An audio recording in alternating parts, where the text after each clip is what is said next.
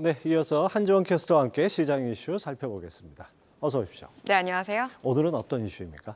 네, 미국이 예상보다 완화된 반도체 지원법 가드레일 세부 조항을 발표하면서 한국 업체들의 발등에 불은 껐지만 대중국 투자 리스크 등 불확실성은 한동안 지속될 것으로 전망되고 있습니다.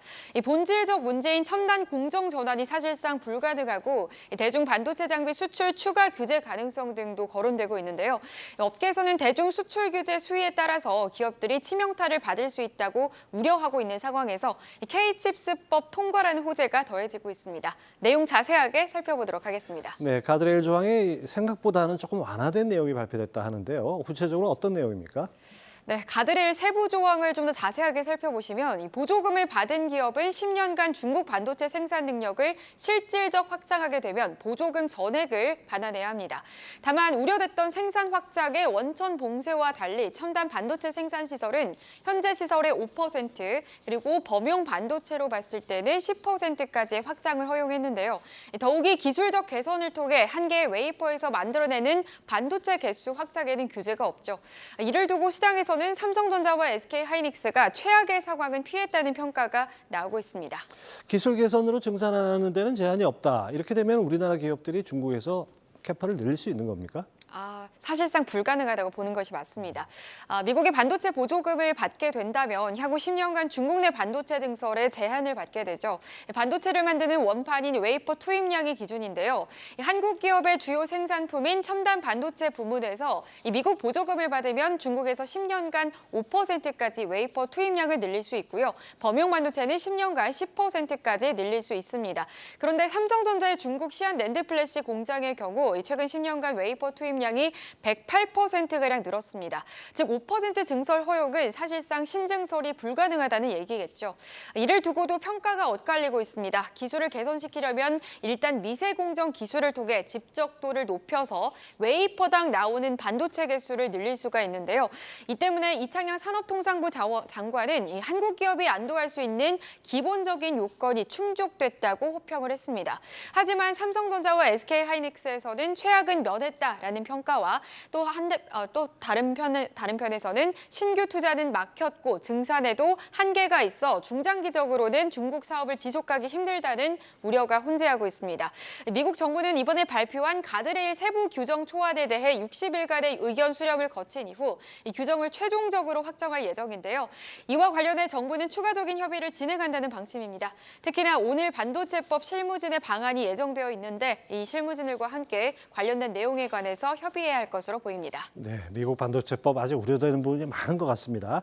이런 가운데 좀 긍정적인 소식도 있었죠. 우리 K-칩스법이 국회 기재위를 통과했다고요? 네, 그렇습니다. 지난해 12월 국회 본회의에서 대기업의 세액공제를 8%까지 상향하는 법안이 통과된 지 3개월 만에 추가 인상에 여야가 합의를 했습니다. 개정안은 30일 국회 본회의에 상정될 것으로 전망이 되는데요. 개정안에는 반도체 등 국가 전략 산업에 설비 투자를 할 경우 대기업과 중견기업의 세액 공제율은 현행 8%에서 15%로 중소기업은 현행 16%에서 25%로 확대하는 내용이 담겼습니다. 또 올해 한 해 신성장 원천기술과 일반 기술 투자의 세액 공제 비율을 2에서 6%포인트 높이는 한편 이 투자 증가분의 10%포인트를 추가로 공제하는 임시 투자 세액 공제 제도도 포함이 됐는데요. 정부는 이로 인한 추가 세부담 감소 혜택이 내년 3조 3천억 원에 달할 것이라는 예상을 내놨습니다. 또 다른 나라와 비교해도 세액 공제율이 적지는 않습니다. 개정안이 적용된다면 국가 전략 기술인 반도체 등의 설비 투자는 25에서 35%의 세액 공제를 받게 되죠. 이는 25%인 미국과 견줘도 뒤처지지 않는 지원이고요. 대만과 비교해서는 약 5배에 달하는 규모입니다. 또 연구개발 비용에 대해서도 30에서 50%의 세액 공제를 받게 되는데 대만의 25%와 미국을 훌쩍 뛰어넘게 되는 수준입니다. 정부는 12년 만에 재도입한 임시 투자 세액 공제와 관련해서 이 기업 입장에서는 조달 비용이 크고 또 단기 전망이 불투명한 올해보다는 내년 이후로 투자 실행을 미룰 요인이 매우 큰 상황이라고 얘기하는데요. 또 올해 투자 증가분에 대해서도 10%포인트 공제율이 한시 적용돼서 올해 투자 확대를 고민하는 기업에게는 요인 효과가 클 것이라고 기대하고 있습니다. 네, 이런 모멘텀들 덕에 반도체 산업의 투자가 본격화할 것 같은데요. 증권가 전망은 어떻습니까? 네, 오늘 아침에 키움증권에서 리포트가 나왔는데요. 삼성전자의 올해 메모리 반도체 총 투자 금액이 33에서 35조 원으로 전년 대비 10%에서 17% 증가할 전망이라고 합니다. 전공정 장비 투자에 총 9조에서 11조 원, 그리고 유지 보수 및 평택 테일러 인프라에 투자에 총 24배에서 24조 원으로 집행될 것으로 추정이 되는데요. 이 삼성전자와 반도체 소부장 업종에 주목하자는 의견을 주고 있습니다.